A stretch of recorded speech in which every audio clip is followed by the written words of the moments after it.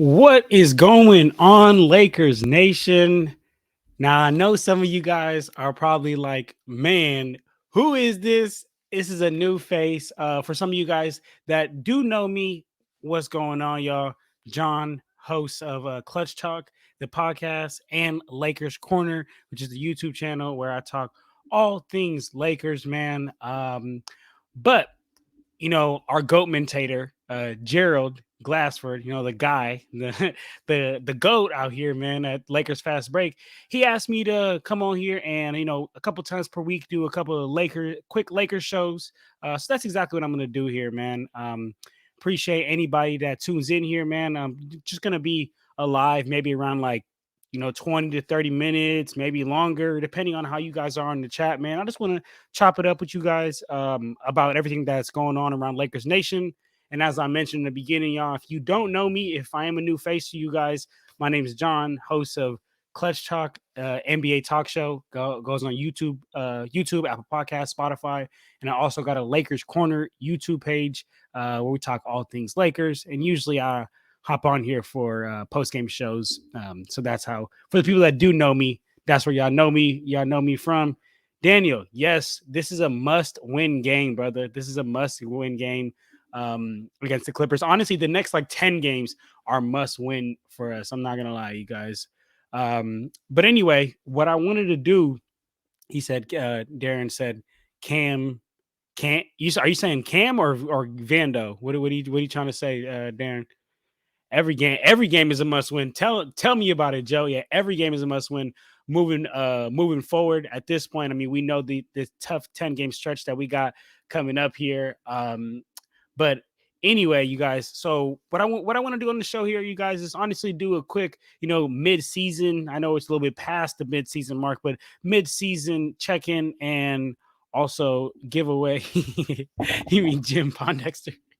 I want to also give away some awards, you guys. So at the end of the season, they give away MVPs, Defensive Player of the Years. We definitely aren't going to get a Coach of the Year, but all six man of the year, like players coming off the bench. So that's what I want to do. But I'm going to keep it strictly about Lakers and what we've seen so far. So let's go ahead and get into it, you guys. As of today is Tuesday, February 27th.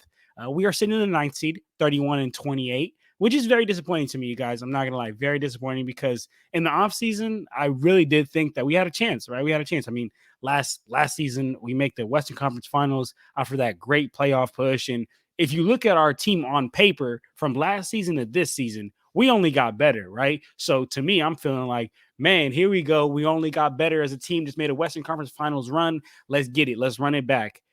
And it's especially disappointing the fact that we're sitting in the ninth seed right now, guys, because the biggest question mark of this team, which is Spencer Dinwiddie, I'm not Spencer Dinwiddie, which is Anthony Davis's health, hasn't been a question at all. The man's played in 55 of 59 games so far. He said, Din for sixth man of the year. Nah, Darren, you gonna just wait. I'm gonna get to the sixth man of the year, but it's definitely not Spencer Dinwiddie. So far he has let me down tremendously, but at least I didn't have too high expectations for him.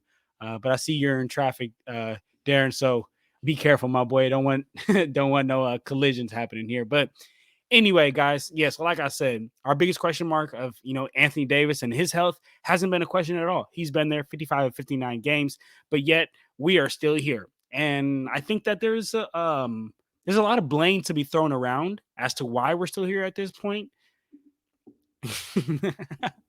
Man, tell me about it, Joe. Yeah, Spencer Dinwiddie. And what's crazy to me, and funny that we have Spencer Dinwiddie and Christian Wood on our team, because what's crazy to me is that like 3 to 4 years ago, I think maybe not even 4, maybe like 3 to 2 years ago, Spencer Dinwiddie and Christian Wood were both players that were supposed to be like instrumental pieces of the Dallas Mavericks, and now they're just absolute garbage. I wouldn't call them absolute garbage, but not what we need to get where we want to get to, man. What's going on, Junior? Happy to have you in the building, man. Happy to have everybody here in the chat. But anyway, like I was saying, though, you guys, there's a lot of blame to be thrown around as to why we're here at this point. Not gonna lie, guys.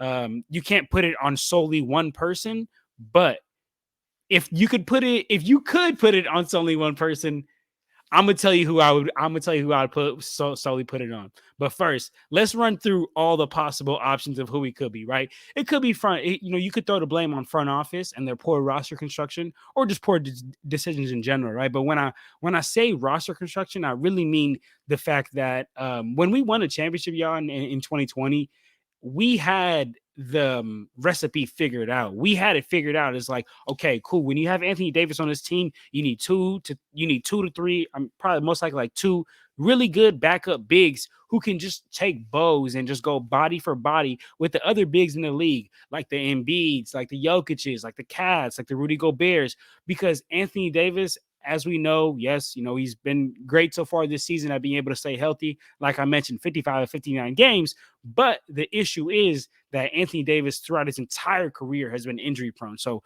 we definitely need a backup big to be able to help AD. And in 2020, it worked tremendously, right? I know it wasn't just that, it was LeBron playing at an all-time high as well.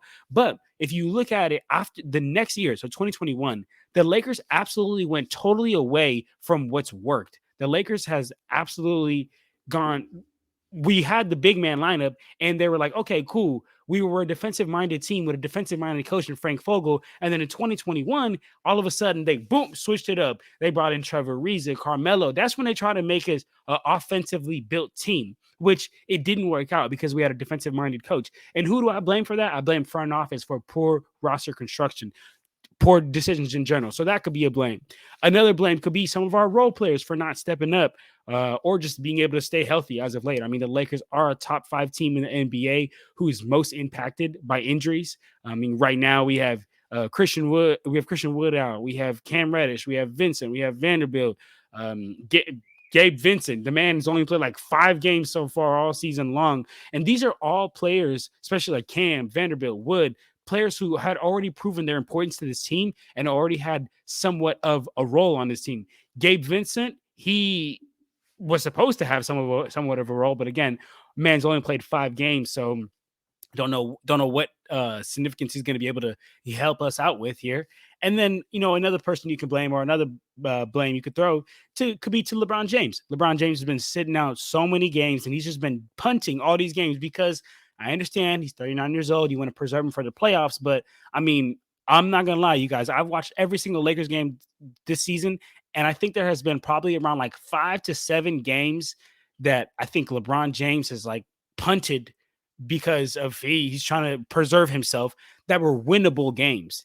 And the reason why that really sucks, and the reason why that puts us in such a tough situation of like I said, as today, we're sitting at the 9th seed with these tough 10 games coming up.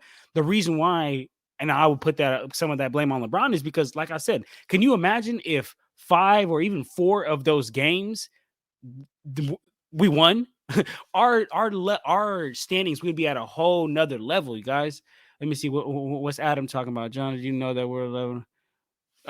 But the thing, Adam, I like that. Adam right here for everybody out there. What Adam said is, he said, John, did you know that we are 11-1 when Torian Prince plays less than 25 minutes?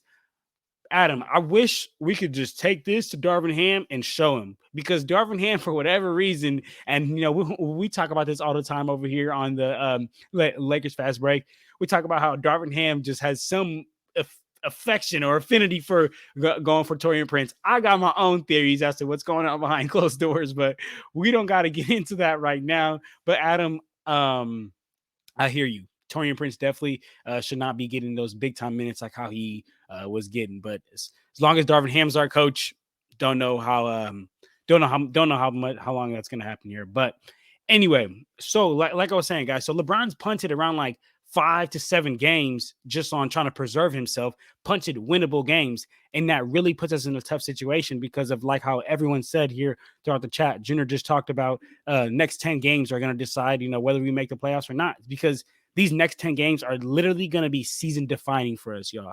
This is going to define our seasons, these next 10 games, because, and the unfortunate part is that it's very hard 10 games. We got Clippers, we got Wizards, we got Nuggets, we got Thunder, we got Bucks, we got Kings twice, and then we got Timberwolves, then we got Warriors, then we got 76ers. So I'm not going to lie, you guys, for the rest of the games that we have throughout the season, they're top tier teams, and whether it be the West or the East. So Not gonna lie, you guys, those punting of the games that LeBron James did now starts to hurt us even more. But the biggest reason why I think that we're sitting here at this point that we are now, which is the ninth seed, 31 and 28. You know, you could blame all those things that I said. You could blame front office, you could blame role players and their health, you could blame LeBron James punting games. But the biggest reason, you ready for this, you guys, is it falls on Darvin Ham. It falls on Darvin Ham. It has to fall on Darvin Ham. And here's why. And again, remember, I'm not saying it's solely on Darvin Ham because where we're at this point is it's more than just one person. It's a wide variety of things. But the biggest blame has to be for Kevin Durant. I mean, for Darvin Ham, because you just look up and down the line, y'all. Like his bad lineups, that's been terrible. His lack of rotations, his lack of his ability to adjust. He doesn't know when to call timeouts at the right time. His lack of ability to take ownership and not make excuses. Like, I'm not gonna lie, you guys, when I seen, and I think this was the 2 games ago, when I seen Darvin Ham make an excuse saying that it was Anthony Davis's ears, or Anthony Davis's his voice, right? His voice hurt or something like that. That was the craziest thing I had ever heard in my life. And I'm thinking, like, all right, another excuse by Darvin Ham. Next game, when we play the Suns, the last game that we just played the Suns. Yes, I understand we got too many. We had 8 free throw shot, and free throw disparity was wild, favoring the Suns or whatnot. But Darvin Ham comes out, and mind you, we got outplayed that game. We let them score 45 points in the first quarter, you guys. Let's get that through our mind. We let them score 45 points in the first quarter, and Darvin Ham is going to the media and saying, "Yeah, I'm not the one to give excuses, but the refs." Okay, well, if you're not the one to give excuses, then don't give an excuse, Darvin Ham. But the problem with him is that he says he's not the one to give an excuse, and then turn right around and give an excuse. Let's see what some of the people here in the chat are saying. Is coaching legacy's excuse? I'm right there with you, Joe. You see, coach has to be willing to take some of the blame. Yeah, he has to be willing to take some of the blame and most of the blame, in my opinion, because, like I said, the bad lineups is what's got us here. His lack of rotations is what's got it here. I mean, look, Adam said it best. Adam said it best here in the chat. Adam said we're 11-1, y'all, when Torian Prince plays less than 25 minutes. But of course, he's going to keep getting more than 25 minutes. And here's my biggest qualm with him. I'm not going to lie, you guys. Basketball is a game of runs, okay? Basketball is all about runs, okay? There's X's and O's and ins and outs, but when you feeling it, when you got a rhythm going as a player, as a team, and the crowd is in it, man, that could make the world of a difference in any game. And I have seen so many Lakers games so far this season that the other team is going on a run, and Darvin Ham is just sitting there like this, hands in his pocket, doing absolutely nothing. Not calling a timeout when other teams going on a run, and not even calling a timeout and making adjustments. So he's not. It's not even that he's just like calling a timeout. He's not calling a timeout, not making adjustments, not doing anything. Literally, guys, just sitting there like this, doing absolutely nothing. Let me see what the chat got going on. I got like 2 screens pulled up, you guys, so that's why I don't always see the chat coming up here. But let me see what's going on. Lakers in 5. My dog, salute. Nice to see you, my dog. Nice to see you. Let me see what Junior said. Torian Prince can be serviceable if he's used correct, but unfortunately he's not used correctly. Yeah, and he's not ever going to be used correctly, and as long as Darvin Ham is the coach of this team, that's unfortunate. And Gary, brother, I'm right there with you, bro. Darvin Ham is absolutely probably the worst coach in Lakers history. As everybody know, as the faithful Lakers Fast Break Nation people know around here, I definitely I'm on a younger side. I'm 25. I was born in 99, so I ain't seen all the old coaches, but I would argue that Luke Walton was a very bad coach as well too. But what's going on in the chat right here? I don't want to mispronounce your name, brother. It's Ice Hour. I don't know if you're saying you got a question, but if you got a question, definitely drop that in the chat. What would Phil Jackson do? Phil Jackson will get on his real Zen master stuff and work something out here, man. I ain't gonna lie. He would bring the team together, light up some little incense or whatever. Let me see. Can you help me?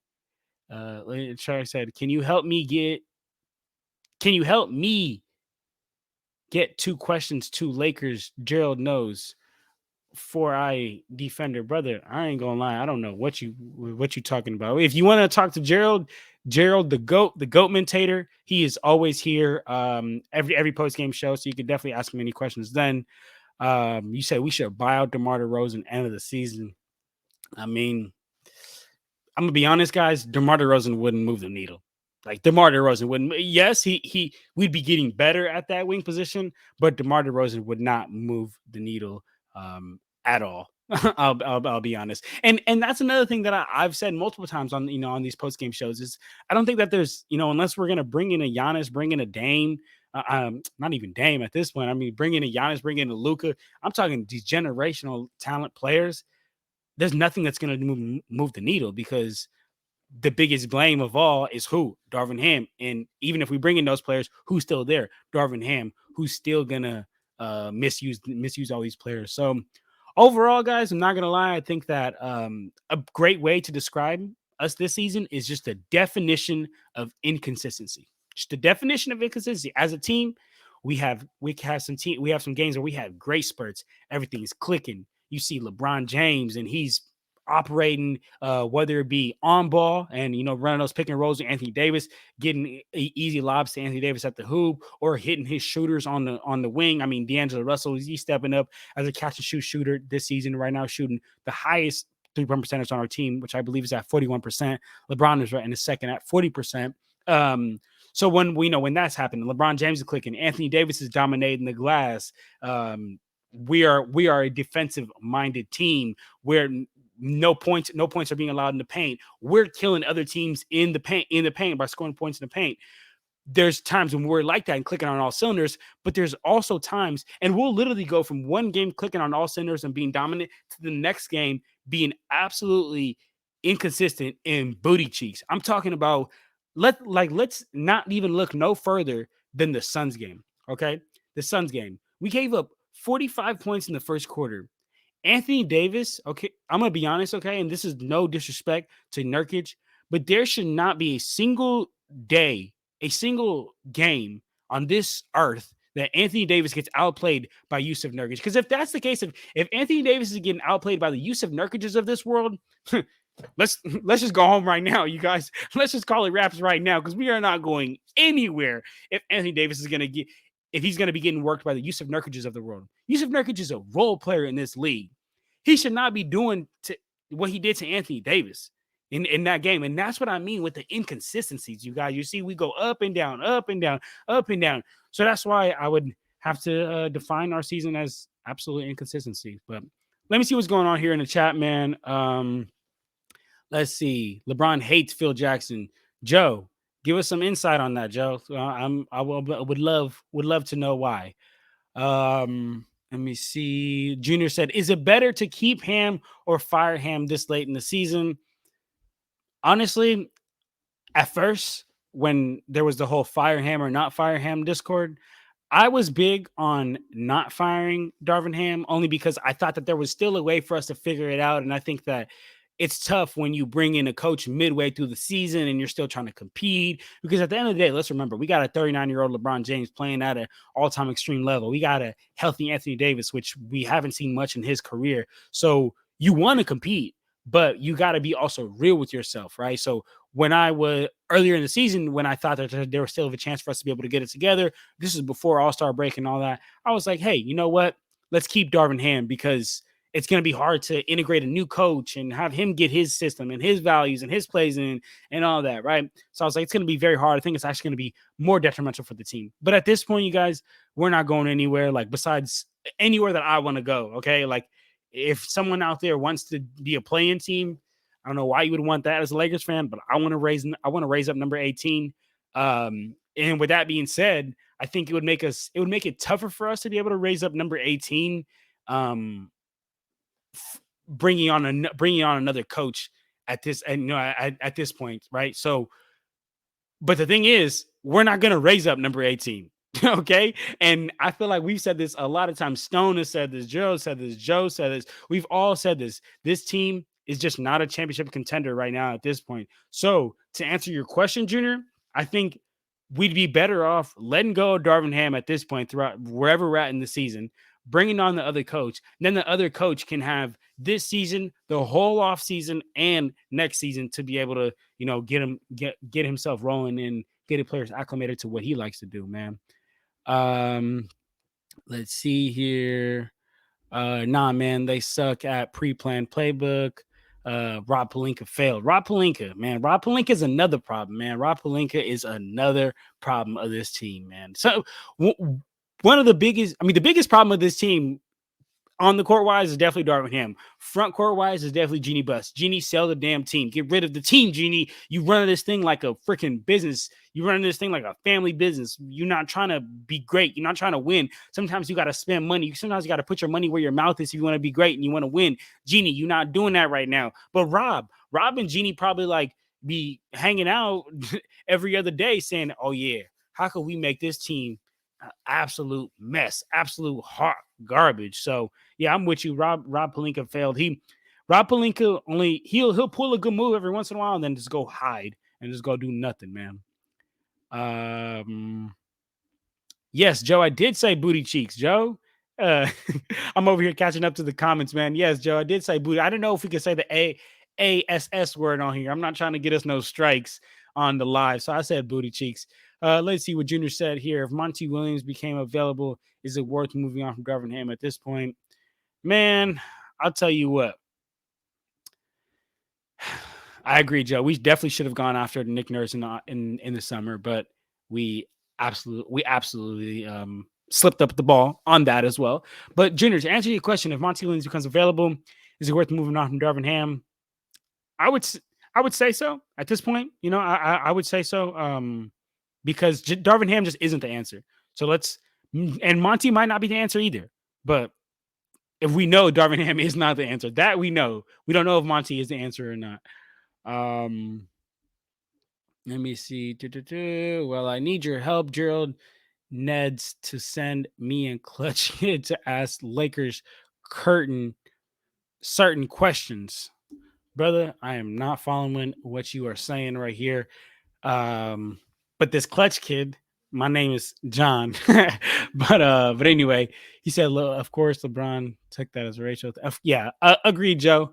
He said that Gerald. He said that Phil Jackson called out LeBron and his posse, and LeBron takes it as a racial thing. LeBron, I feel like he takes things out of pocket a lot, man. Let's see what's going on here. Let's see, guys. Gotta get some. Chopper, what's going on? Just enjoy the playing tournament. Just enjoy playing tournament. Let me see what he said right here. Just enjoy the playing tournament push and next year's retirement tour. No one wins the chip building around aging superstars on their way out. Hey, I feel you, brother. I feel you. It would be very hard for us to win right now at this point. With LeBron James aging like this, with Darvin Ham at the helm of the head coach, with our role players being inconsistent, with our injuries so far this season. I feel you, brother. It is very hard. I don't know about next year retirement tour though. I don't know if LeBron retires next year. Let's see. You can't fire Darvin Ham until the season's over.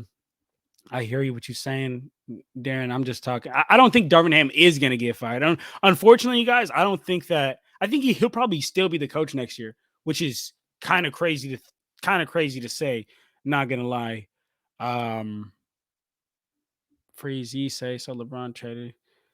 Okay, let me see. I could live with the 8th seed right now. We would only have to win 1 or 2 games. Yeah, honestly, guys, if we're gonna have to do this through the play-in, we gotta go 7th seed or 8th seed, so we at least get 2 chances. If we're gonna say that there's 9th, 10th seed, it's over for us. Remember, what did I tell you guys about this team? This team is very inconsistent, and we can't not leave our season on the line for 1 game because that's scary right there. Lil Chris Johnson, appreciate you for the super chat, my brother. Lil Chris Johnson 18 said, I would bench Reeves and put Cam or Max in the lineup.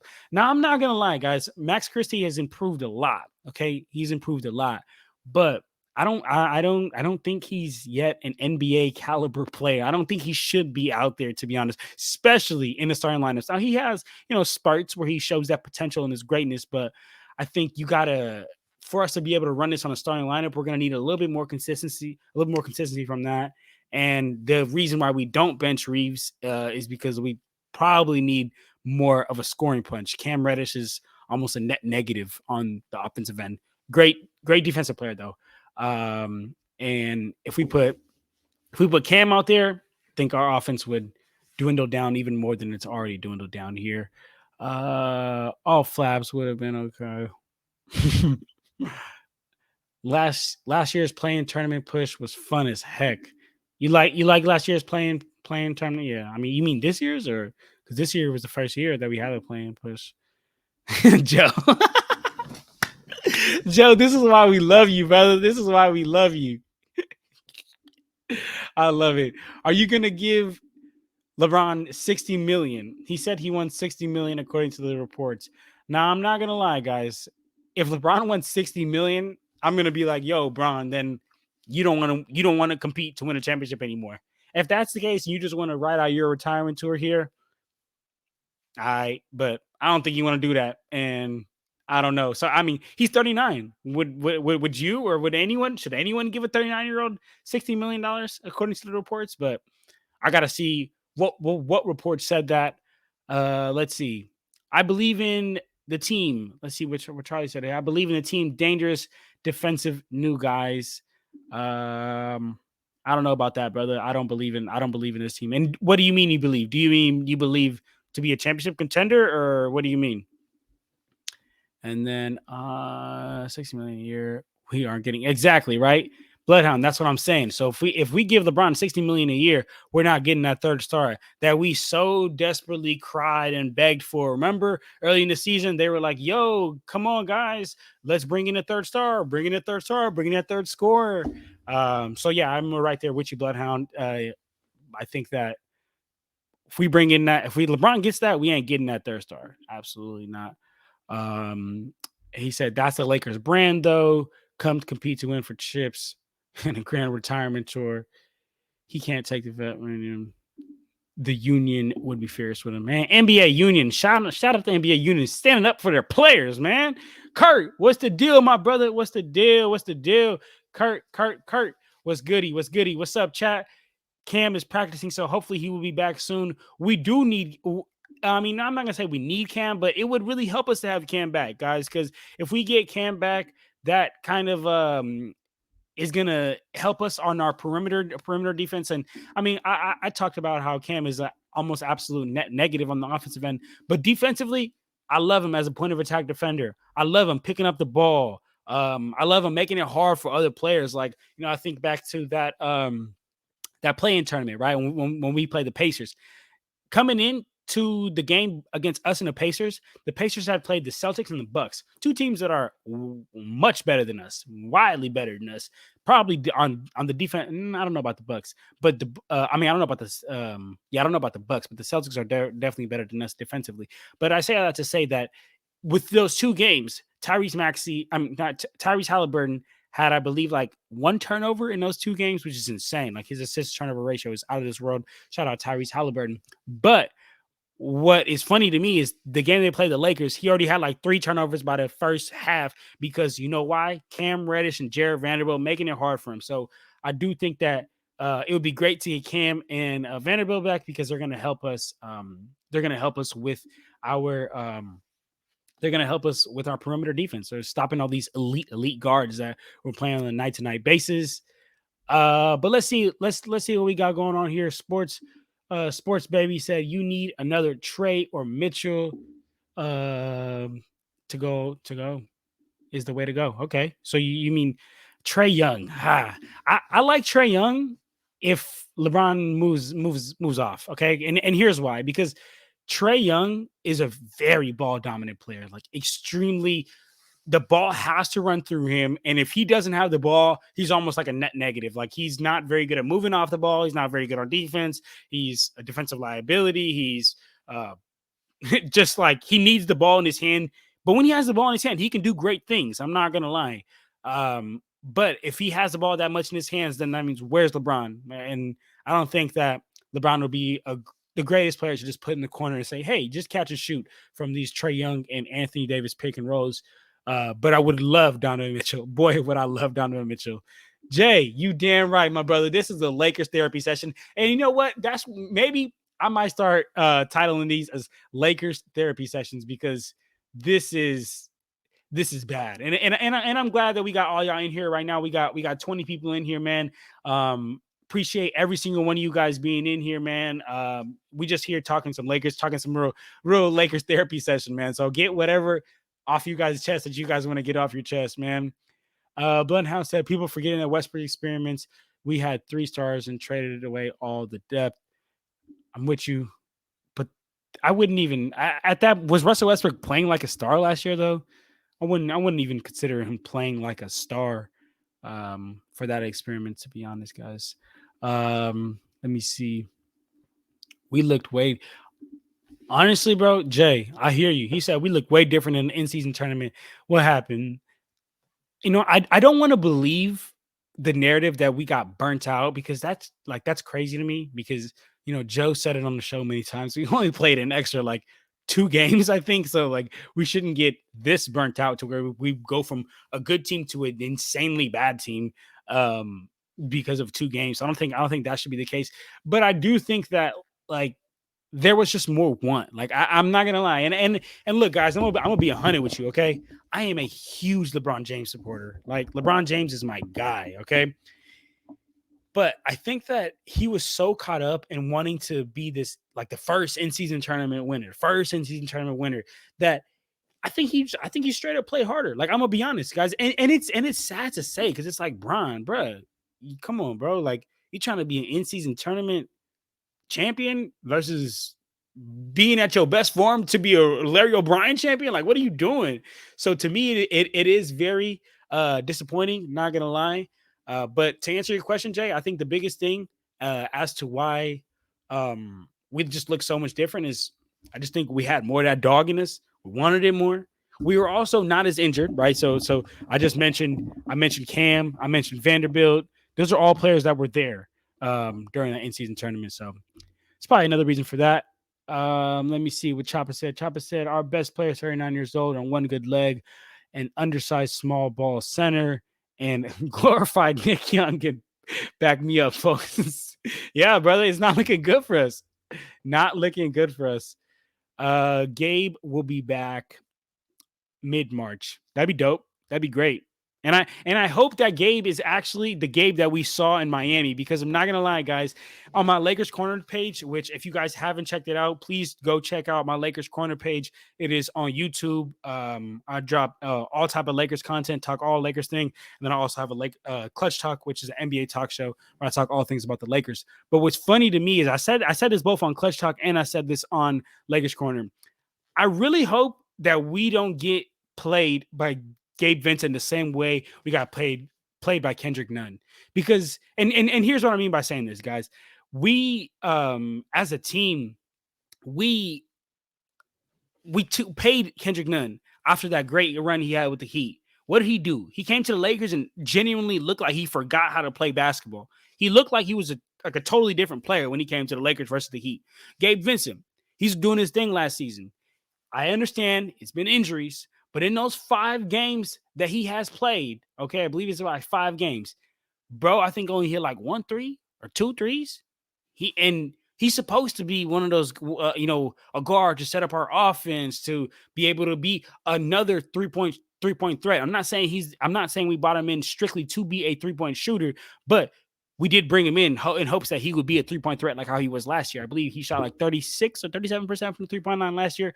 But man, wasn't none of that at all. So I really hope that we don't get played by the whole heat culture thing, because heat culture is real. If you didn't believe it, I'm here to tell you that it's a real thing. If you just go to the Miami Heat, buy into the culture, buy into what they're doing, Don't be afraid to run 100 million suicides if that's what Pat Riley and Eric Spoelstra are telling you to do. Listen, listen to Eric Spoelstra. That's the best coach in the NBA right now. Listen to him. Be bought in. They could, because they play so much of a team ball aspect, they could make you look like a good player. And I think that's what happened with Kendrick Nunn, and we got fooled. And I hope that's not what happened. That's what happens with Gabe Vincent, and we get fooled, man. Lakers are easily the most night and day team in the NBA. They have no identity. I'm bet FY sports debates, brother. You said it best, bro. This is what I was saying earlier when I said that the definition of our team is inconsistency. Like if you could give our team one word, it'd be inconsistent. I mean, like how you said, most 9-day team. We have no identity at all. One night we're trying to outscore teams. The next day we're trying to just play some great defense. One night we're pounding the paint and trying to score 50 points in the paint and making teams pay for it. And next night we're throwing up 35 to 43s a game. So, yeah, I am right there with you, my brother. Great point. That defines our seasons. Inconsistency. LeBron is going to sign 3 more years. Yay. You funny, Jay. Kurt, keep that grind. Keep that grind, John. Glad to see you putting in work. Appreciate you, Kurt. I'm always gonna be here, man. I'm gonna keep putting in the work for Lakers fast break. I'm gonna keep putting in work for my Lakers corner page for Lakers clutch talk. I said Lakers clutch for clutch talk, man. Check me out, man. Always putting in some work, man. I just love the game of basketball, guys. I ain't gonna lie. I love the game of basketball. I'm definitely a favorite in the Lakers, and I love seeing Lakers stuff and Lakers news and whatnot, which is why I got the Lakers page. But in general, you guys, I just love the game of basketball. It's a beautiful game. Shout out James Naismith. Appreciate you, buddy. And he said, who would you hire if you fired Darvin Ham? We would have to see. I'd have to see the list of coaches out there. Um, I've been I've been stated on the record saying multiple times that I actually still do believe in Mark Jackson. I think that there's a lot going on behind closed doors with Mark Jackson in the NBA, and they're kind of like not banning him, but like blackmailing him, kind of trying to keep him out of the league. But yeah, I would have to see who's out there. But first answer would definitely be Mark Jackson. I think he's a great coach and built that Warriors foundation. Let's see what Bloodhound said. Westbrook was making 48 million and was a poor fit with that cap tied with 3 other sides. Yeah, it's hard. I'm right there with you. Lakers showed us. Let's see. Hey, I'm gonna just go through this chat here, man. Whatever y'all want to say in the chat, man, we go through. We could just chop it up back and forth. Sports Baby said Lakers showed us that they can play defense in the in-season tournament. They should be able to replicate that. Yes, I agree, Sports Baby. But for anyone that like really hoops out there, y'all know that defense got nothing to do with skill. Defense has got to do with how much dog do you have in you? Do you have that dog in you? Do you have the ability to want it more than the person in front of you? And in the in-season tournament, I think we wanted it more than the person in front of us. And I don't think that that's the case at this point. Let's see here. Let's see. I like you regardless. I like you regardless of that, John. Appreciate you. Yeah, my brother. Let's see here. Let's see what we got. Problem with LeBron is that he tries to protect his legacy instead of building one. Case in point, ducking the dunk competition. Now, I agree. I do think that LeBron James tries to protect his legacy a lot, but that's because he does have a lot on the line. But I think that at times you gotta choose up. You gotta decide like what's more important: is protecting my legacy or is really continuing to just make a name for myself. But yeah, let me see what Darren said. He's afraid of losing instead of winning at all. Wow, what a great way to put it, Darren. That is great. LeBron James is extremely afraid of losing. He always just wants to, like how Bloodhound Darren just said, he wants to protect his legacy, wants to protect his name. I kind of think back to in the 2020. You remember when we won the championship, y'all? And LeBron James is on the mic talking about like Rob on his respect, Genie on his respect, and I want my damn respect too. And he did like the little side eye or whatever. Like that was so funny, you guys. That was LeBron just trying to be like, oh, I'm that guy or whatnot. But LeBron is the most he's the most like subliminal type person. He'll just throw subliminals all day, which is so annoying, which is like be a man and speak it up, speak it, say it with your chest, LeBron. Come on, man. Kurt, appreciate you, my brother. Yes, check me out. Check out Lakers Corner. Check me out, y'all. Go subscribe. Always dropping all type of Lakers content. And also check out my Clutch Talk page, also on YouTube, Apple Podcast, Spotify. He said, Rudy, the Lakers should sign me. I could shoot threes. Okay. You got a mixtape? You got a mixtape. And then Darvin Ham's the coach. You might get some playing time. Respectfully. Let's see what Joe said. Joe's always got some great things to say here. Lakers do not know how to analyze an up and coming coach. No one available who is a name is appealing. They need a guy who can connect and execute an image with this talent. Okay. I like that, Joe. I like that. So you're saying, and I need to catch up here in the chat. So you're saying that there's nobody available out there that's appealing, or what are you saying here? I don't want to misconstrue you here, Joe. Let me know. All right, let's see. You have mentality strong when you play with LeBron. Sometimes players get caught up when playing with LeBron because of his greatness. That is why some players don't play at their level when coming to LA. Yes, I'll give you that. When you play with LeBron James, it's tough because LeBron James is so ball dominant, and like it's so ball dominant to a success though, like all-time leading scorer in NBA history. Like you can't come on the team and say, yo, LeBron, give it up. Like that's not going to work. Right. So you have to understand how to play with LeBron and just great players, but I wouldn't even blame LeBron for players not succeeding in LA. I would blame media. I'd blame the Lakers as a whole. I mean, yeah, every single game is freaking a show. Every game is a damn show. Like, and the lights are bright. The lights are just simply too bright for some players. I talk to Junior a lot, sometimes just like off camera or whatnot. And a great point that we always bring up is like Lou Williams. Lou Williams was a freaking bucket, y'all. I'm gonna keep this comment up because this is what I'm talking about. Lou Williams was a freaking bucket back in the day, y'all. And he was a bucket literally every year prior to the Lakers. Was not a bucket on the Lakers, and then became another bucket drive for the Lakers. And I'm just like, yo, what's going on? And me and Junior done talked about this a lot. It's the bright lights. It's the bright lights, y'all. Sometimes the bright lights are too bright for some players. They can't have hella national televised games. They can't handle all this attention. Maybe an interview after every game, different media outlets in your face in your locker room. They can't handle that. I think LA sometimes is too much for people, man. Terry Stotts. Sorry if that was really loud. I try to clap over here. Sorry if that's loud for you guys. Terry Stotts. I like Terry Stotts. I like that. I don't know how to pronounce your name. Akeem. I'm sorry if I mispronounced it, brother. But yeah, I like Terry Stotts a lot.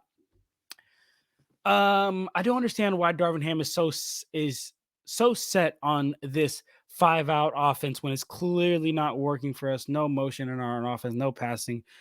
Giving up rebounds. If it's broke, fix it. Oh, I love that, brother. If it's broke, fix it. I love that, Kurt. Usually they say, if it ain't broke, don't fix it. But Kurt said, if it's broke, fix it. The problem with Darvin Ham is the fact that I don't think he knows how to fix it, right? And Kurt, I agree with you. We have no motion on our offense. We have no offense at all, to be honest. Go watch the Lakers game. You'll see that if it's LeBron and Anthony Davis out there, you know what it is? It's LeBron James and Anthony Davis pick and roll, and then let's just get a mismatch from there, and then let's just attack. Like, that's what it is. And I feel like teams resort to that because that's just, a typical basketball play, a classic, as old as you can remember, typical pick and roll with the best two players. And the crazy thing is, the good thing is about Anthony Davis and LeBron James pick and roll is that 99% of the time they're going to get a mismatch because whoever's guarding LeBron is most likely not going to be able to be big enough to stay with Anthony Davis down low. And whoever's guarding Anthony Davis is not going to be able to keep up with LeBron James on the outside. And LeBron James is going to be able to go by him, get to the hoop. But I absolutely agree. We have no motion on our offense and just no real plays. And who does that fall on again? The one and only Darvin Ham, baby. He's a stubborn coach. You can't fix that. I'm right there with you. Who he's under? Coach Bud. Who also is a stubborn coach who damn near almost got fired because he kept running that job coverage and the Bucks kept losing. Let's see what Bloodhouse said here. LeBron telling the press to leave his son alone when LeBron James Jr. got left off Mark Starks is peak LeBron James. That's crazy because I actually seen this take this morning about that, right? Talking about the fact that LeBron James is damn near ruining his son right now because I mean he's already LeBron James's son. So wherever he goes, boom, he's already got like the crazy spotlight. And what's side story on that? I went to the because I live in the Bay Area. For y'all that don't know, I'm in the Bay Area, and I went to the Cal Berkeley and USC game over here in Berkeley, which is in the Bay Area, and I got to watch Bronny play live. And I'll give you guys my honest feedback on him. I think that he's a good player, and he always makes the right play, right? And he's not to the point where he's like LeBron James or or Lucas or these talents that are like so transcending that you don't got to make the right play because it's like, yo, I'm so damn good that I don't got to make the right pass. Like I'm gonna just get it done, and we're gonna still get the same result, which is a bucket, which is still 2 more on the board or 3 more on the board. LeBron James Jr., Bronny James Jr., however he wants me to call him, he's not like that. Okay, he's not like that. He's the type of guy. I'm gonna get the ball, triple threat. I'm gonna look up. Is he open? Is he open? Is the pick and roll here? Is the pass here? Like he's always gonna make the right play. He's not just gonna take over because of exactly what Darren said. He's not good enough to take over. And this isn't a knock on him. This isn't a knock on him. I mean, bro had like a damn near I mean, respectfully, damn near like died during the offseason. I don't even mean like to disrespect him or his family, but like, bro, damn near like died during the offseason. It's hard to bounce back. So I mean, I feel him right now. I think he's only averaging like 5 points per game. Hey, Ron. Hey, Ron. Yes, sir. Darren said Mark is very religious, and that's okay, but you're not supposed to. Okay. Yep. Yeah, I mean, I've heard that too. I've heard that he always makes his players pray, and not all players are with that. But yeah, Bloodhound, exactly. Yeah, Brownie almost died. It's a crazy way to say it though. But I mean, prayers out to the James family. I'm not laughing at the fact that he almost died. I think it's just crazy to say. Next thing you're going to say is D'Lo's your guy. D'Lo is my guy. D'Lo's my guy. And as a matter of fact, we've been having so much fun here in the chat, y'all. I haven't even been able to get to my awards. I still got some awards that I want to run through. And he might get one of them. So I will get to that soon, Darren. D'Lo absolutely is my guy. And I'll give you some reasons as to why he's my guy right now after I get to this last comment that we have right here right now. And that's Joe saying most coaches are stubborn. Yes, I agree, Joe. Most coaches are stubborn because when you're so great and at such a high level, like you got to stick to what got you there. But I do think that there has to be a line somewhere, and I don't think that Coach Bud knows where that line is, and I know Darvin Ham doesn't know where that line is, and that's the unfortunate part. And then Bloodhound said Mark Jackson will never coach again. He was pulling some crazy stuff while he was with the Warriors. Yeah, and he got that Warriors dynasty to the brink. And then Steve Kerr said, I got it from here on forth, brother, and took it on. But yeah, y'all, I mean, keep the comments coming, man. Appreciate all 18 of y'all being in here. I'm having a grand time of my life. So appreciate you guys. I just love talking like I said, I love basketball and I love Lakers even on top of that, y'all. So keep the comments going. I'll answer to what I can. And but for now, let me go ahead and get into some of these awards, y'all. I want to do a quick, mid-season or a little bit past mid-season awards. We're going to get into Defensive Player of the Year, Most Improved, Sixth Man of the Year, and then the infamous MVP. Y'all let me know in the chat who y'all got for some of these. But let's go ahead and get cracking here. We're going to start with, I'm going to do MVP last. So y'all got to stay for that. So I'm going to start with Defensive Player of the Year. All right. Defensive Player of the Year, the guy who should win it in the entire NBA and will win it for just the Lakers award ceremony here. Do I got to say anything? None other than the brow, Anthony Davis, which is kind of crazy that like that's his whole personality. It's just like having a unibrow, and it's been like that since his college days. Do you remember a couple years ago when Anthony Davis did that April Fool's prank where he's like shaved his unibrow? That was crazy. I ain't gonna lie, I actually fell for that. I was like, no way, because I mean, who wouldn't want to shave their unibrow? I ain't gonna lie. But yeah. Do I got to say anything about Anthony Davis being our defensive player of the year? Top of the league in defensive rating, top 5 in the league for blocks per game. If he's not blocking it, he's altering it. He has the ability to not only play against bigs down low and go body for body down there, but he also has the ability to switch onto guards in the perimeter and stay with them. It's not a Rudy Gobert situation where it's island, ISO, watch out, because I'm blowing by him. Then y'all gonna have to help. That's not the case. That's not the case. He can handle himself just fine in the perimeter. He can handle himself just fine on guards island. And like I said, y'all, top 5 in defensive rating, top 5 in blocks, and like biggest thing, and me and Jenna talk about this all the time. Even if he doesn't block it, he's altering it. He's just so damn big and long, pause, that he alters damn near every single shot, yo. So yeah, I think that there's absolutely no question. Let's see real quick here what the chat is saying. D'Lo is great. I can't believe they hate on him, brother. Sports baby, go check out my Lakers corner page, because I have a video on there that when D'Angelo Russell was getting all this hate in the world and he was getting his name just dragged through the mud and every single freaking trade rumor that you could possibly think of, I made a video on him saying why we still need to keep him and why he's so important to us. I'm glad you see what I'm talking about. Go check out that video. Let me know if you feel what I'm saying. Defense player of the year, Jay, you know it, baby. You know it, baby. John, when is Lakers Corner? Do a plug. Honestly, guys, I haven't yet incorporated like lives into the Lakers Corner because I have so much fun coming on lives over here and being in this community with you guys. I just mainly do videos. Like I do like film breakdowns. Like I just mentioned, I did a film breakdown on D'Angelo Russell and why he's so important to us. Y'all can go check that out. I did like, our trade targets prior to the trade deadline.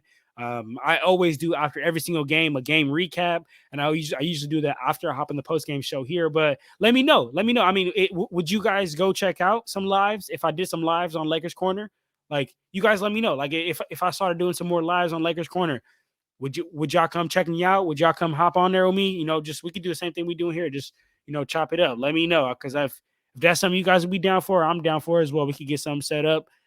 Let me see if the Timberwolves come first. I think Rudy will win, man. Bloodhound, appreciate you, my brother. Appreciate you. I will definitely get something set up. And you guys, man, I appreciate you, brother. Appreciate you. I appreciate that, brother. And we still got our awards to get to, man. We still got our awards to get to. But he supports baby said, I think if the Timberwolves come first, I think Rudy will win it. Man, I'm tired of Rudy winning this sports baby, because every single year he wins it, and then every single year he gets exposed as the biggest defensive liability in the playoffs. I know that this award is about the regular season, but it's like, come on. At what point are we going to stop believing in this nonsense, man? All right, y'all. Let's get to the next award. Most improved player so far this season. It's got to be D'Angelo Russell. I talked about it. I said, sports baby, I told you I was going to talk about D'Angelo Russell. And here we are talking about D'Angelo Russell, which right here, let me show some love, y'all. You see this jersey right here? Boom. That right there, y'all, was from D'Angelo Russell's rookie season with the Lakers. That's how you know I've been a big supporter of my dog D'Lo for a long time, right? And there's a lot of reasons why I'm a big supporter of him. His playmaking ability, his three-point shooting, his ability to be on the ball and allow LeBron James to run the lane. There's a lot of reasons why I like him. Again, want to do a quick plug for my Lakers Corner. Go check out my D'Angelo Russell video. Dropped a video talking about his importance to this team. But right now, let's focus on the task at hand, which is most improved player. Going to D'Angelo Russell. He went from getting his name dragged through the mud. Every single trade rumor you could think of, he was in it. Everybody said, trade D'Lo, I'm tired of D'Lo. And now he went from that to be a consistent third scorer for us. Right now, averaging 17 points per game on 46% from the field and 41% from the three-point line. His last 7 games, check this out, 20 points per game, 22, 20 points, 22, 18, 21, 30, 28, 11. But that 11-point game, he had 17 assists. So it all averages out. In all these games, he had like 6+ assists. So that playmaking ability has been there. And I won't even sit here and say that he improved in his playmaking ability because it's already been there. It's probably one of his best skill sets to set, especially on this team. Because, like I mentioned, his playmaking ability allows LeBron James to not have to be on the ball. It allows LeBron James to be able to run the lanes. It allows Anthony Davis to get easy buckets. And that's the thing. That's the most important thing about this team. I'm not going to lie, y'all, is that Anthony Davis, he's not much of a dog. Like, I'm going to be honest. Like, I don't know if he got that dog in him. Like, the dog comes out of him at some point, but he's not the type of player to where he's coming on the court saying, oh, yeah, I'm gonna just put it on you and ain't nothing you could do about it. But as a basketball player, ain't nothing more that get you going. Ain't nothing more that bring that dog out of you than seeing the ball go through the hoop. And D'Angelo Russell, sometimes he runs that pick and roll with Anthony Davis, and he puts the ball where only Anthony Davis can get it. And honestly, guys, it's impressive.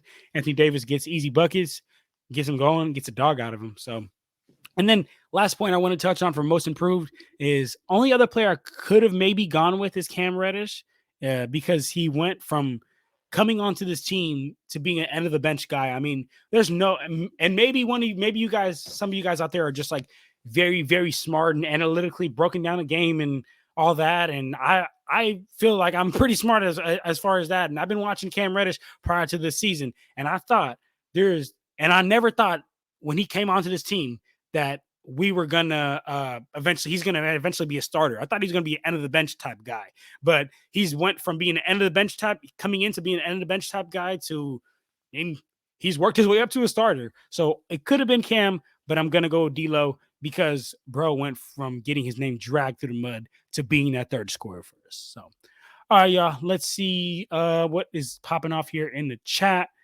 Sports Baby said D'Lo that guy. If you don't want him, give him up to my Pacers. Sports Baby, you are a Pacers fan?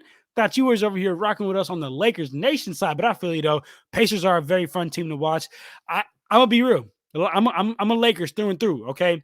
But there's some couple of teams in the league that I really like to watch when the Lakers don't play, and that's the Pacers, the Magic, and Oklahoma City Thunder. So I feel you, my dog. The Pacers are very fun. They play with that. They just play like some kids out there. They just immediately get the ball outlet, going down court. They don't really run plays either. They just be getting it up and down the court. But all right, let's see.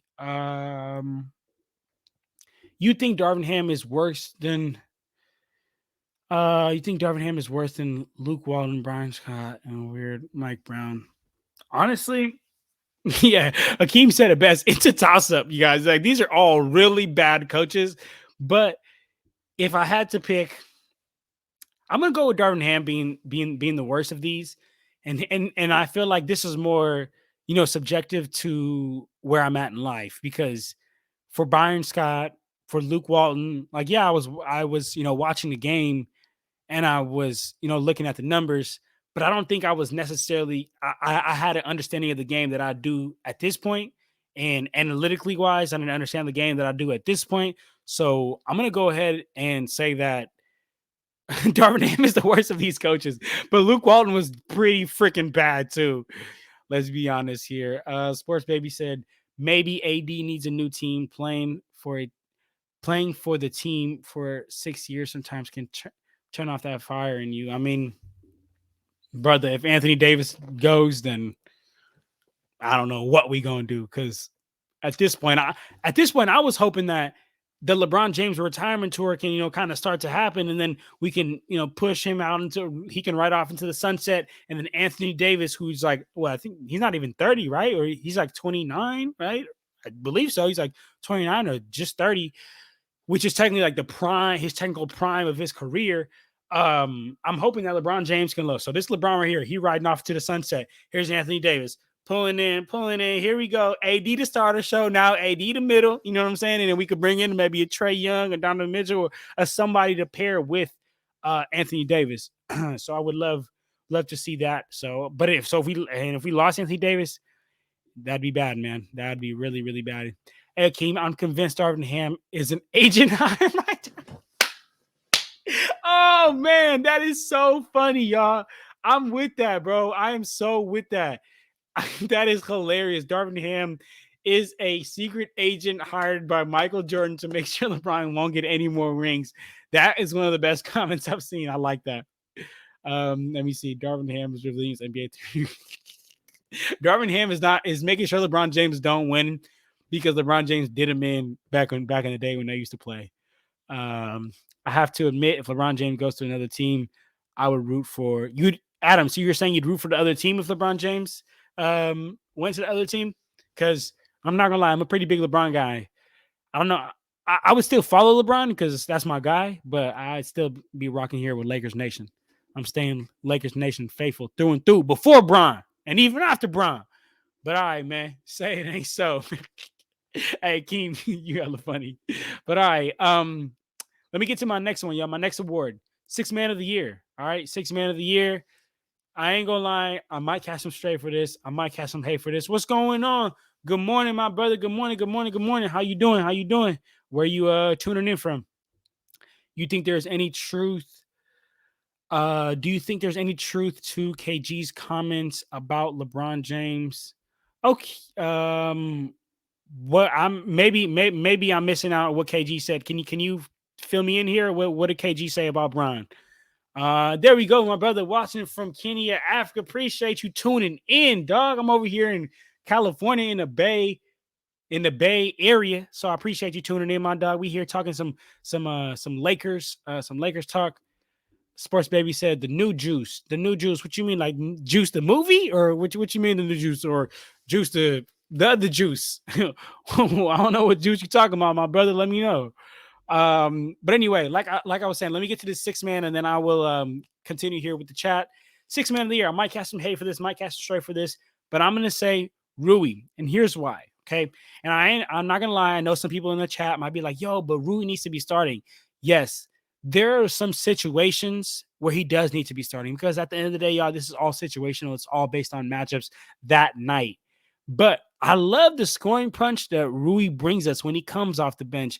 Right now, he's averaging 12 points per game, 4 rebounds, shooting 61% true shooting percentage. And I'm not going to lie, you guys, his scoring punch, his off the bench burst that he gave us is what helped us be so successful last year and make that Western Conference Finals run. So that's why I like Rui off the bench, because he brings a whole different level of ability when he comes off the bench that teams got to account for. So appreciate that. Let me see. Oh, the roids. Yeah, I mean, I'm gonna be honest, sports baby. I'm gonna be 100% honest. It's kind of hard to believe that bro's not on roids. Okay, like it's kind of hard to believe that he's not on roids. Like there's no way he not, like, or maybe not roids, but some type of, like, additive or supplemental little thing to help him keep him going, bro. There's just no way he not. He's 30 freaking 9, y'all. He's 39 doing this. So right there with you. Okay. Hey Akeem, he said, what is my preferred starting lineup? Great question. I like that. Okay. My preferred starting lineup. And again, I want to state this, but before I even answer this question, I want to say this. There, I'm not in the belief that there should be one starting lineup every single time, because where the league is at this point, you guys, like it's all situational. It's all based on matchups. It's all who is the weak link on that on the team that we're facing against, right? So it's like if we're going up against a bigger team, I'd want to have bigger players out there. If we're going against, a team that maybe isn't as big, then I'd be okay with running more of a deeper guard set. So that's why, like, I don't like, saying like, all right, here's my one starting lineup and I'm gonna live and die by this.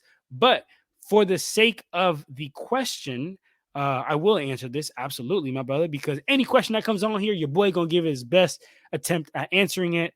For the sake of the question, here's what I got. Okay, I'm gonna start D'Angelo Russell because I need a true playmaking point guard. Okay, and then after starting D'Angelo Russell, I'm gonna go ahead and start Austin Reeves as well. Okay, at the 2, because we need a score. We need some scoring punch. So yeah, we're gonna start Austin Reeves at the 2.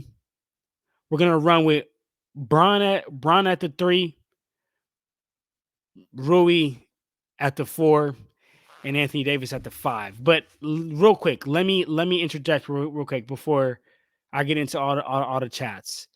I think that depending on the team you're playing, we can swap out Austin Reeves and Cam Reddish, because Cam Reddish, and here's what I'm saying. It's all about the matchups that we got on that game. Cam Reddish is a really good point of attack perimeter defender, so he can keep up with some of these elite guards we're playing with. D'Lo and Austin Reeves, two defensive liabilities right there. So if we're going up against a nice heavy backcourt, it's going to be hard to stop him with D'Lo and Austin Reeves. But if you were to keep D'Lo in there and then bring in Cam, now that makes it a little bit better. So to answer your question, I'm going D'Lo, AR, LeBron, Ruby, Anthony Davis, but we gotta insert Cam Reddish in there or Vanderbilt in there based on the team that we are playing that day. So let me see what some of the chats are saying about here. Let me know, Akeem, what's your preferred starting lineup? Do you have one? Let me know. Let me know. Let me see. LeBron taking 5-hour energy, but 10 doses. That's hella funny. LeBron, no, AD, LeBron, Vando. Wait, I lost that comment. He said AD, LeBron, Vando, D'Lo, AR. my thing about Vando, though, guys, I'm not gonna lie, is the fact that like he's just such a negative on the offensive end. Like just like beyond, like worse than Cam Reddish on the offensive end, which is a stretch, which is a really wild stretch. So that's my thing. Is I just don't know if I can keep Vando out there. But again, all situational. It might work out. LeBron, AD, D'Lo, Reeves. He said LeBron, AD, D'Lo, Reeves, Rui. Yeah, I'm right there with you, sports baby. I could go with Rui or Cam at small forward. I like that. Yeah, Cam would be a small forward. I'm not gonna lie. I like him at that like 2 position because then he can guard the other teams like 1 or 2. Pacers have an extremely bright future. Oh my gosh. And you know what's crazy to me, you guys? In the summer, I can't believe that they got Obi Toppin for 2 second-round picks. Like I know Sports Baby was lit when he seen that. Sports Baby was probably jumping up and down when he seen the fact that the Pacers got Obi Toppin for 2 second-round picks. And mind you, like 2 years prior to that, he was like the Knicks like 8th pick. Let me get a drink of water real quick, y'all.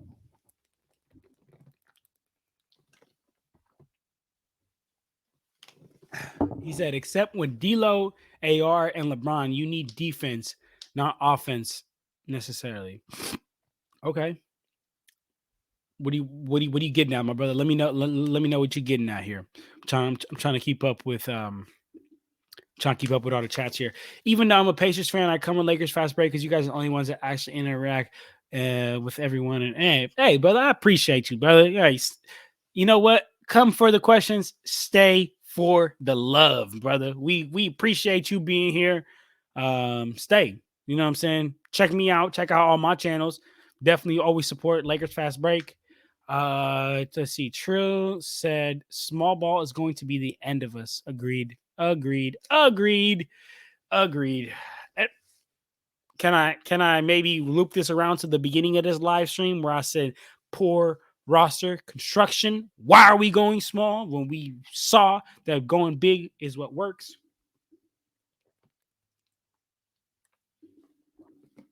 Yo, Bloodhound, if they got PG back, they're championship contenders. But I don't think PG goes back. He's probably loving his Clipper situation he got going on right now. Okay. Keem said, I respect it. The most ideal lineup to me is what won us the chip in 2020. So LeBron in 2020, I don't think D'Lo was on the team in 2020. So LeBron, D'Lo, Vando, AD, Hayes. Damn, see, my problem with Hayes out there, dog, and I like Hayes, but I like him as a backup big. My problem with Hayes is that he's just so scrawny and like I'm trying to remember who it was. It was a couple of games ago, but it was like some role player in his league was just bullying the life out of Hayes. He couldn't do nothing. And I hear you, Akeem, because the 2020 championship is what is the recipe we found that works.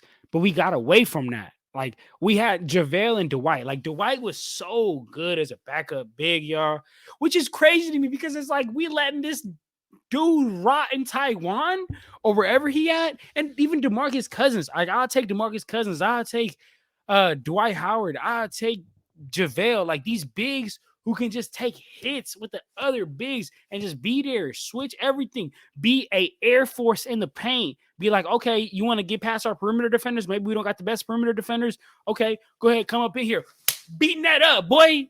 That's what I'm saying. But I feel you, Akeem. Let me see. He said, bro, that was crazy. I can't believe that. Yeah, I can't believe that. He said, you're from Australia. Okay. What do they call Australia? Like the down under, right? They call Australia down under. My boy Sports Baby from the down under, man. Okay. Darvin Ham figures it out.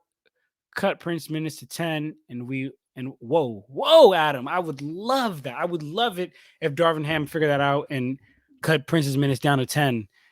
But even if he did that, I still don't know if we could win the West, man. Bro, the West is so packed, you guys. Like for real, yo.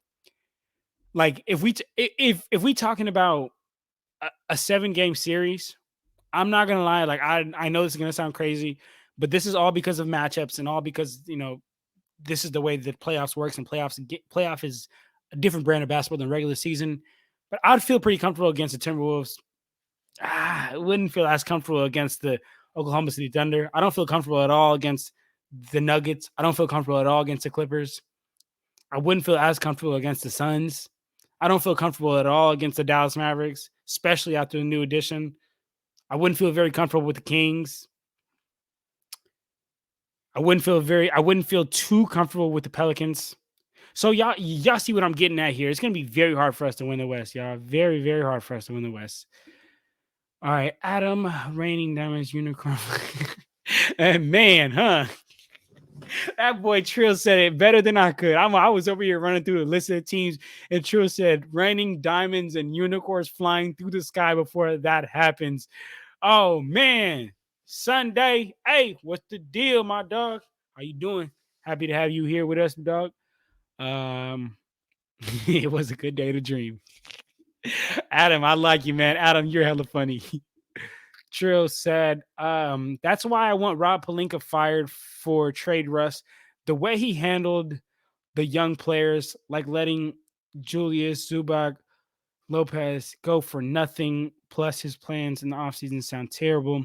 Now, correct me if I'm wrong, but was Julius Randle not a part of the AD deal? I think he wasn't he? I don't know. And correct me if I'm wrong. I mean, I'm a dad, so it's a lot of things going on in my brain. It's already a couple years ago.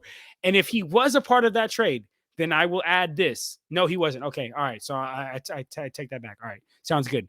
If he wasn't, then agreed. He should not have let that walk. But all the young players that he let walk for Anthony Davis, honestly, guys, yes, they were all a lot of great talents, and they all went to their respective teams and balled out. But I don't think that we should regret it because we got a championship out of it. So we can't. I don't think we should regret that, guys. So let me see this comment right here. Lakers need to get that 7 or 8 because they come. Yeah, exactly, Sports Baby. We can only have. Definitely got to get 7 or 8 so we can get 2 playing spots. And then here's my last award, y'all. And this is the last thing I'll end it off here with you guys because my zipper's starting to come up. Y'all see this, man? My zipper broken, starting to come up and crazy. But anyway, here's my last award, y'all, and that's MVP. And I'm not gonna lie, I need your guys' help from this. Okay, so chat, let me know in the chat like who y'all got for this. It's MVP, and I'm torn between 2 players. Probably not that big of a guess who it is. I'm torn between LeBron James and Anthony Davis. And I'm going to give my reasoning for LeBron. I'm going to give my reasoning for Anthony Davis. And I'm going to give who I got at the end. And you let me know in the chat if I'm wrong or not. Okay. For LeBron James. Okay. He's leading the team. He's leading our team in scoring, 25 points per game. Leading our team in assists with 8 assists per game. Leading our team in steals with 1.3 steals per game. And he's very important to us because why? Because LeBron James is so damn good that he can just go get a bucket really whenever he wants, whether he's on the ball and can go get a bucket, himself, like with pick and roll Anthony Davis, or whether he's on the ball, pick and roll Anthony Davis, and he's hitting his shooters in the corner. We know how great he do that. Like I think too, that pass he makes to D'Lo, and D'Lo didn't even bring it down. D'Lo just caught cash. Like that was so nice. But that was all set up from what? A LeBron James and Anthony Davis pick and roll, and then LeBron James looking, boom, makes the right pass to the corner, and our shooters knock it down. So he's important to us because of his ability to not only score literally whenever he wants on the ball, also be able to play make on the ball. Also, he's extremely important to us because of his ability to score whenever he wants off ball. I talked about D'Angelo Russell always setting him up. I talked about D'Angelo Russell being able to find LeBron James when he's running downhill. He can still score like that. And he's extremely important to us because I'm not going to lie, guys, I'm sure that there's been times where LeBron James has had to step in and be a better coach than Darvin Ham. And I mean, as of right now, if y'all win his splits, 25 points per game, 8 assists, 6 rebounds, 52% from the field, 40% from the three-point line, 73% from the free throw line. Now, Anthony Davis leads our team in rebounds, 12 rebounds per game, leads our team in blocks, 2.4 blocks per game.